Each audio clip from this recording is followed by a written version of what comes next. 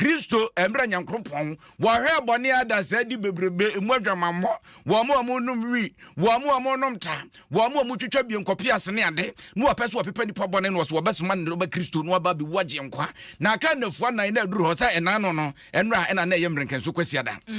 ai wozia na ya hene no reba wozia na ya hene no reba etina na wozia na waso no mbo tombo no reba ai na watwi nyina no moza trombone na mu bete popon zia na popon ya hene no reba popon zi na watwi nyina ye enchiamu ngwa na kwawu susie wahu na aka nafu anan na chese kwawu ya de ba ba hyehyɛ so na sadi omanfo ni asia brepa sa afi we kwawu mu bedi na sanse covid-19 wada ni kontonkuro wi wada mansa ko mu wada ni reggae ebe se omanfo high life efihye mienu nie kwawu nya de yatumi akobinti kom di omanfo awiabo anyinam so de sia kantam se afi we kwawu ne de ampaye a edwase tra enti anwuma ye de be kono ene ye bebo amama tribi ye ne kwame Eugene ena ayi kwa chese nya agrokra ayo be yima me a chese anwuma ye de kono ejina ne naso bare I was Wonkɔ tena yɛkɔ chilli aba etimu amonkɔ no mo de mo interview ni hede yɛbɛkɔ ni akɔ chilli aba esanse kwawu ne de ye gyina mo dendendenden kwawu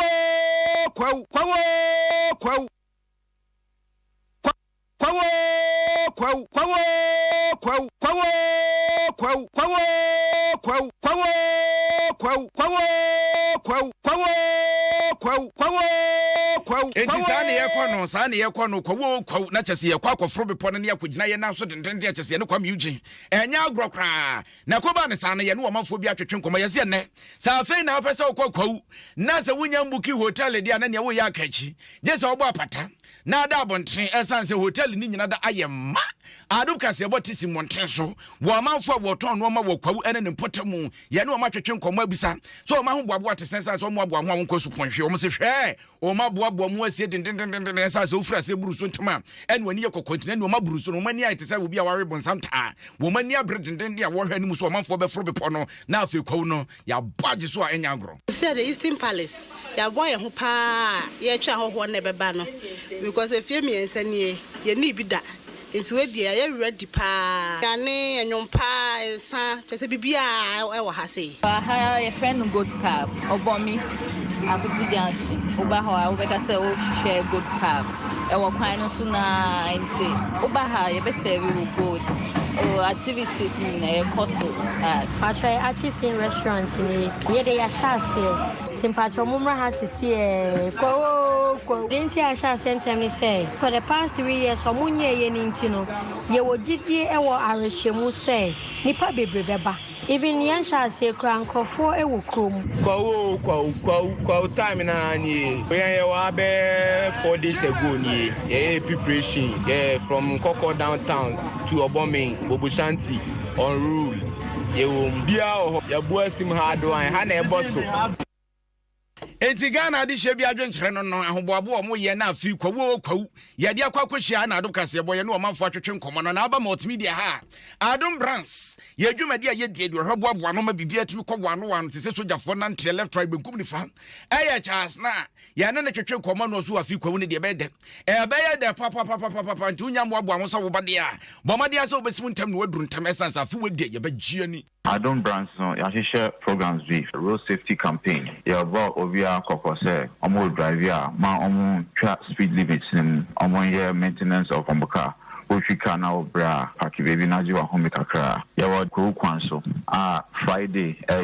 on the 15th of April no yabawo Linda Door rest stop the Sansone SOS villages akabomu amakovia omo hwenkwala omo ni awofo na de omo orphans this is a moment of appeal Easter period ne so boama otimi bi wakomamu eyiska bi the support the djumedie no baby ye wo Linda Door ho a yakọ pie wo Stone Age Park abetifi the efiana boso awoso ho 16th of April ebeye inter community games asempa ebedi enim pre-jam ejumedi adventure tour to yesa afra enim to 40 Kwame Eugene je wa artist bi so mka ho a ma ejumedi na so because Harry for no so ebo ho nti empire ebidwa Charles na no ina ate se wode nsam atudwa na Adom brands wona na adwumadie nyina da wohwe boaboa no ma bibia etimi konkan eni nti afi we de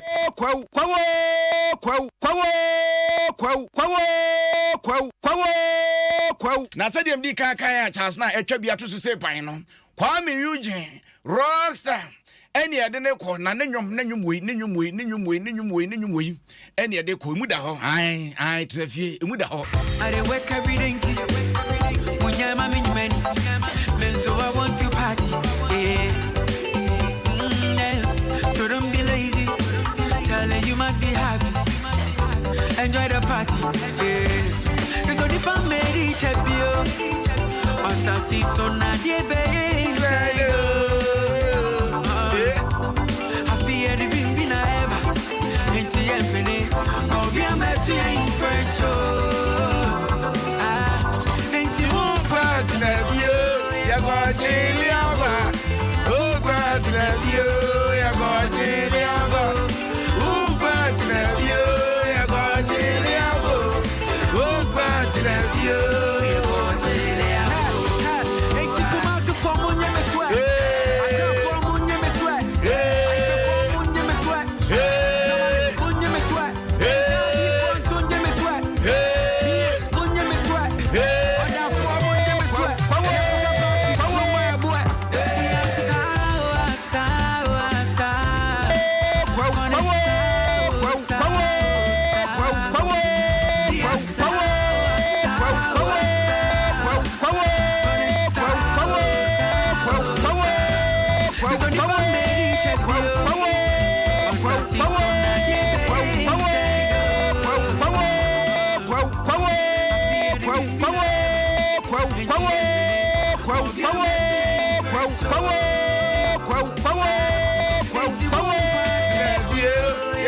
chilli abo